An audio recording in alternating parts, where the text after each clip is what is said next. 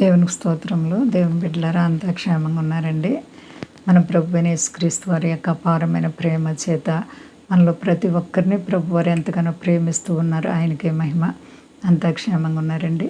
ఈరోజు దేవుని వాగ్దానం కీర్తనల గ్రంథము 136వ కీర్తన 23వ వచనం.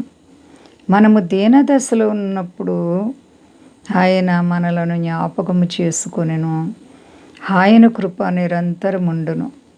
దేవునికి మహిమ ఘనత ప్రభావాలు కలుగునుగాక. ఎంత గొప్ప వాగ్దానమో చూడండి. మనము దీన దశలో ఉన్నప్పుడు, ఇబ్బందుల్లో, సమస్యల్లో, కష్టాల్లో, ఆయా వ్యాధి బాధల్లో ఉన్నప్పుడు దేవుడు మనల్ని జ్ఞాపకం చేసుకునే దేవుడు అంటండి. ఏండి, మనకి ఇబ్బందులు వచ్చినప్పుడు, ఇరుకులు శోధనలు వచ్చినప్పుడు, పేదరికంలో ఉన్నప్పుడు మన వారు అనబడిన వారు ఎవ్వరూ మన దగ్గరికి రారు, మనకు దూరంగా వెళ్ళిపోతారు. కానీ మన దేవుడు, మనం ఎప్పుడు దీనదశలో ఉంటామో, ఎప్పుడు పడిపోయి ఉంటామో అప్పుడు ఆయన మనల్ని జ్ఞాపకం చేసుకొని మన విషయంలో ఆయన సహాయాన్ని అందించే దేవుడండి.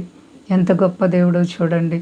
మరి నీవు దీనదశలో ఉన్నప్పుడు నీ ప్రభు నీ జీవితంలో అనేక మేలు చేసి చేయి పట్టుకుని పైకి లేపినటువంటి దేవుణ్ణి కనపరుస్తున్నావా, మహింపరుస్తున్నావా?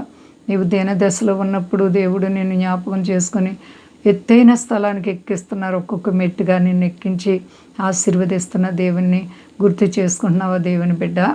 మరి మనము దీనదశలో ఉన్నప్పుడు ఆయన మనల్ని జ్ఞాపకం చేసుకుంటున్నారు.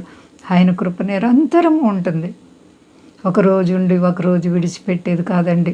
నీవే స్థితిలో ఉన్నా సరే నీ దేవుడు నిన్ను కృప చూపే దేవుడు. నీ దేవుడు నీ పట్ల మేలు చేసే దేవుడు.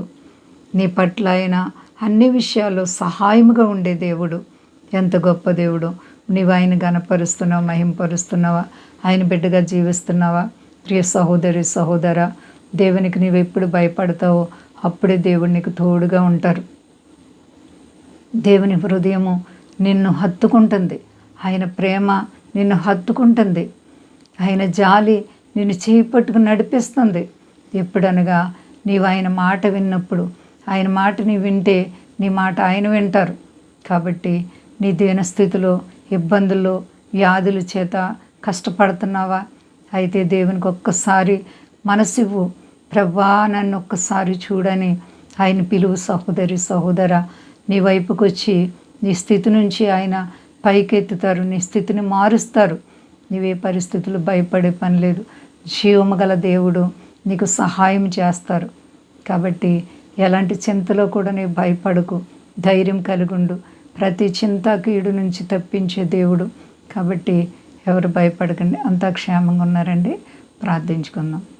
ప్రేమ నమ్మకమైన మా తండ్రి, ఎంత గొప్ప దేవుడు తండ్రి. నీ ప్రేమకు అంతము లేదు నాయనా. ఎవరైతే నా తండ్రి నీ వైపు తిరిగి దీనస్థితిలో నిన్ను ఆరాధిస్తారో, నీ వైపు చూస్తారో వారిని విడిచిపెట్టకుండా దీనస్థితిలో జ్ఞాపకం చేసుకునే దేవుడు. నీ కృప ఎప్పటికీ మాకు దూరం కాదు. మమ్మల్ని అంచెలంచెలుగా ఆశీర్వదించి దీవించే దేవుడు. ఎలాంటి కష్టాలు వచ్చినా విడవని దేవుడు, ఎడబాయిన దేవుడు. మా దేశాన్ని, దేశ నాయకులను కాపాడండి. మా దేశ ప్రజలందరినీ రక్షించండి. అయ్యా మీకు వందనాలు. మీ దాసులను కాపాడండి. స్వదేశాల బిడ్డలందరినీ ఆశీర్వదించండి. సర్వ ప్రపంచాన్ని చల్లగా కాపాడండి. దయగల దేవానికి అసాధ్యం లేదు. నీ నామం శక్తివంతమైనది ప్రభువా. నిరంతరం నీ ప్రజల పట్ల నీవు కృప చూపే దేవుడు. సర్వ ప్రపంచాన్ని మీరు ఆశీర్వదించండి. కష్టాలు, బాధలు, రుణాలు, ఆర్థిక పరిస్థితులు, ఆయా చిక్కు సమస్యలు ఉన్న వారికి విడుదల కలుగును గాక. అలాగే రోగులైతే స్వస్థపరిచి అక్కర్లుండి తీర్చి మీ నామం గొప్ప చేసుకుని ఘనత పొందండి. శక్తి కలిసే నామని అడుగుతున్నాను తండ్రి. ఆమేన్.